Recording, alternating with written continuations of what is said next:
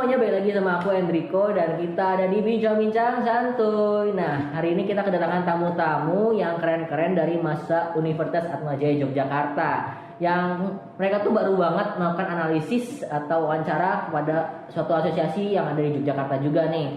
Ya, kita kenalan dulu aja kali ya. Boleh silakan dari siapa dulu kita? Aku Berarti dari mahasiswa OAJY angkatan 2020. Aku Diva dari Universitas Atmajaya, prodinya sama kayak Patrick. Aku Marvel dari UAJ juga dan aku dari prodi Ilmu Komunikasi. Oke, sekelas semua ternyata ya. Iya, Oke, iya. nah gak usah lama-lama lagi, kita udah penasaran banget nih tentang analisis yang kalian buat ini.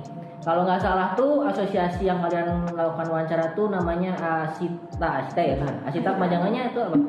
Association of The Indonesian Tour and Travel Agencies. Agencies. Oke. Nah, kalau nggak salah tuh yang saya searching ini Asita ini udah lama ada dan kayaknya tersebar di mana-mana kalau nggak salah. Tapi ya mungkin selengkapnya mungkin bisa dijelaskan mungkin gimana?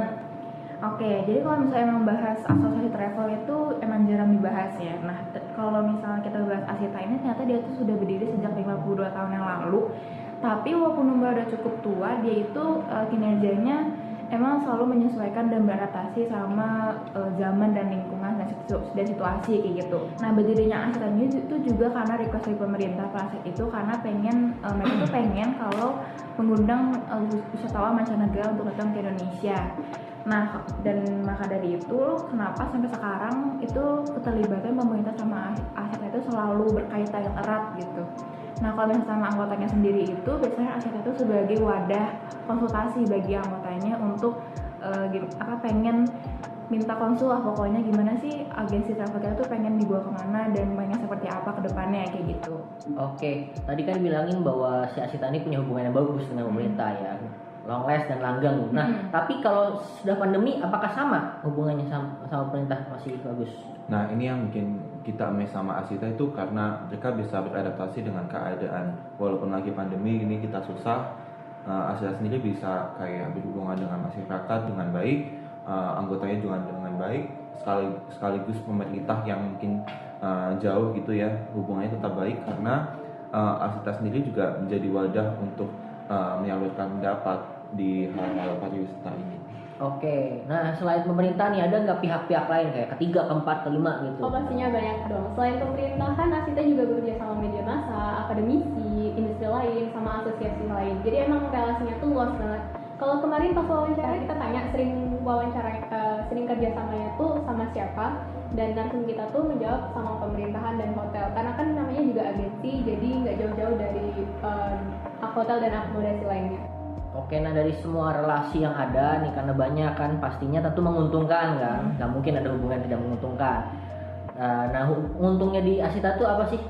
Oke, jadi kalau misalnya kita lihat relasi sama media massa itu kan jadi media digital bagi Asita sendiri ya, buat bahwa nama mereka itu dikenal dalam ranah media gitu. Sedangkan kalau misalnya relasi sama akademisi, biasanya itu si Asita ini tuh jadi ngasih masukan untuk studi penelitian gitu. Jadi nggak cuma di media, tapi si Asita ini juga masuk ke dalam studi penelitian akademis gitu.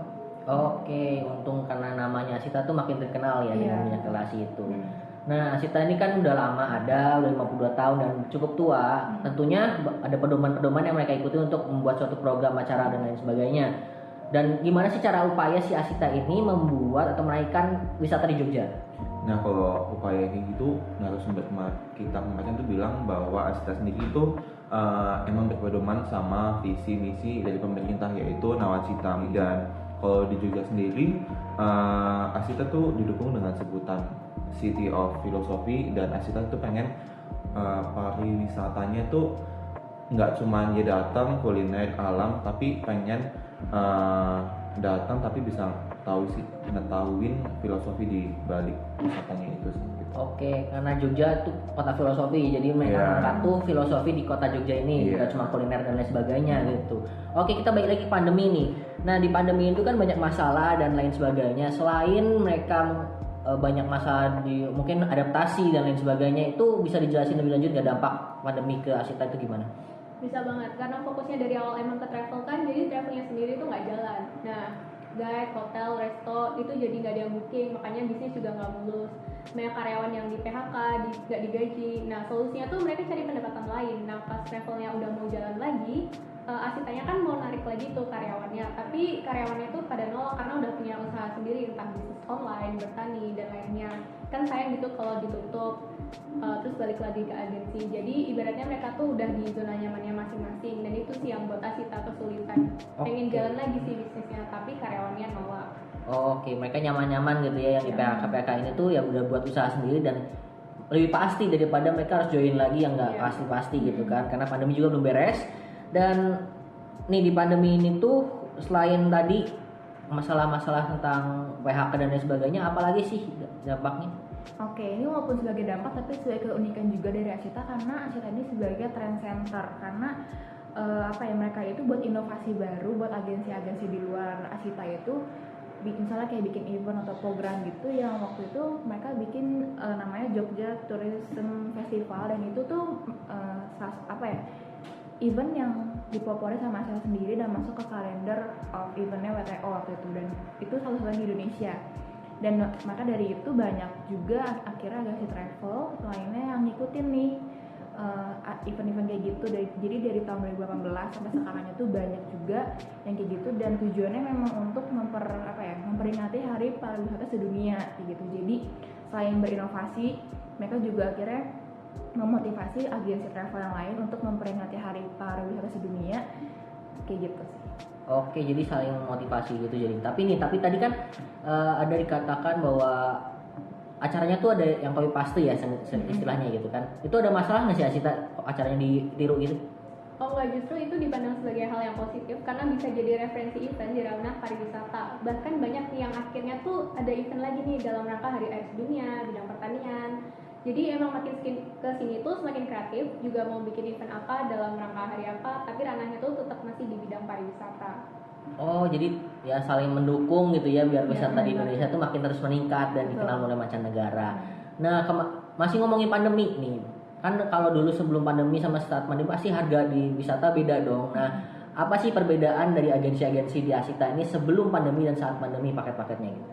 Nah, perbedaannya tuh kalau sekarang gitu ya, karena lagi susah, kayak border ditutup, bisa dibatasi, dan WNA yang datang ke Indonesia itu kayak banyak harus ngikutin protokol kayak PCR, karantina dan sebagainya. Jadi tuh kayak menimbulkan high cost buat customer gitu, dan solusi dari Asita sendiri itu kayak targetnya ke dalam dulu lah, walaupun belum banyak tapi ini bisa jadi target, maksudnya kayak bisa saving cost dulu untuk awal gitu. Dan kalau sekarang kayak customer kayak lebih, kalau untuk wisata gitu lebih milih untuk pakai kendaraan pribadi darat gitu sih, karena lebih saving cost gitu. Dan itu awal pandemi ya, kayak sekarang pandemi. Kalau sebelum pandemi itu targetnya luas, kayak bisa sampai ke mancanegara, dan travel agent kayak nyediain bis, tour guide dan lain sebagainya gitu sih. Kalau sekarang ya gitu sih.